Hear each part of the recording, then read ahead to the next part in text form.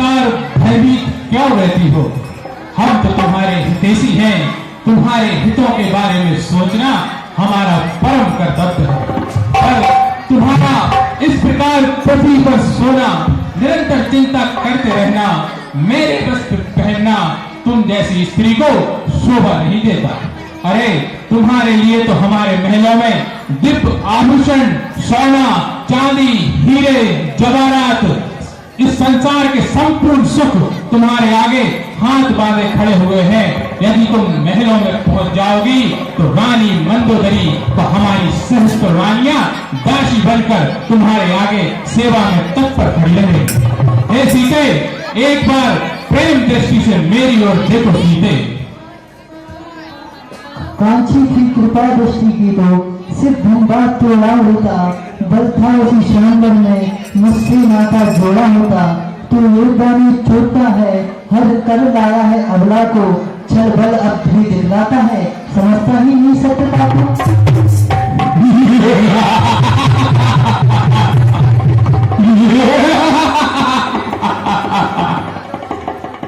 सीते, छल बल नहीं नहीं और कुछ ध्यान, दशकंदर तो चाहता है कृपा दृष्टि का दान। पर तुम्हें अब तक पर्दा है, आंखें नीचे ही रखती हो, तिनके की ओर देखती हो, बातें दस मुख से करती हो। तिनका क्यों लक्ष्य तुम्हारा है, क्यों इसे बीच में लाती हो? क्या तिनका हमें समझ रखा जो तिनका हमें दिखाती?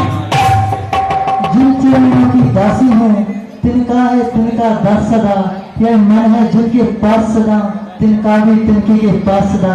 हे तिनके से भी गिरी जी, तिनका ही मेरा पर्दा है, घूंघट का पर्दा पर्दा क्या, पर्दा तो आंखों ही का है। वहाँ जादे पास उन्हीं प्रभु के, सीता से नाता है जिनका, वरना एक दिन सुतुरे धिक्कारेगा तिनका तिनका। संपूर्ण रात जुगनू चमके, उनसे कब नीलनी खिलती है, होता है प्रातः काल तभी तभी कमलिनी खिलती है।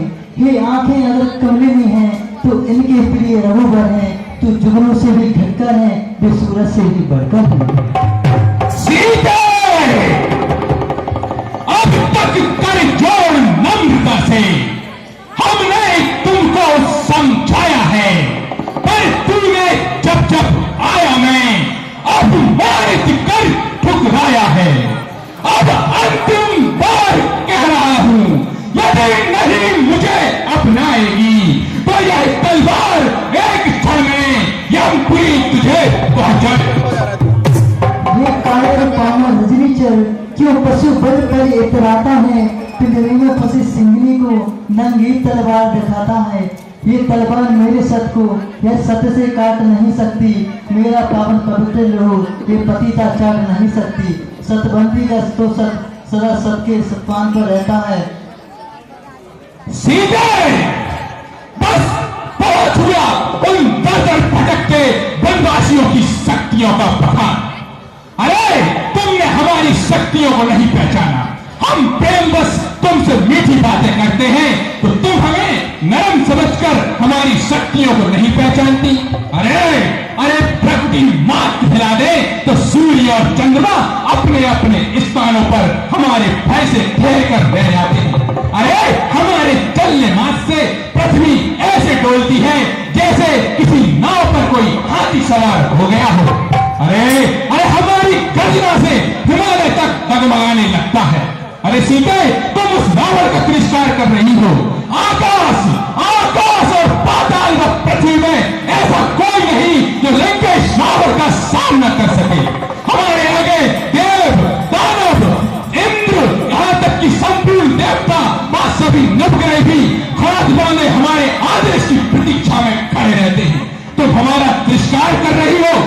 यदि ऐसे ही तुझे अपनी वीरता पर घमंड है तो क्यों मुझे चोरी छाप के यहाँ लेकर आया है दुष्ट?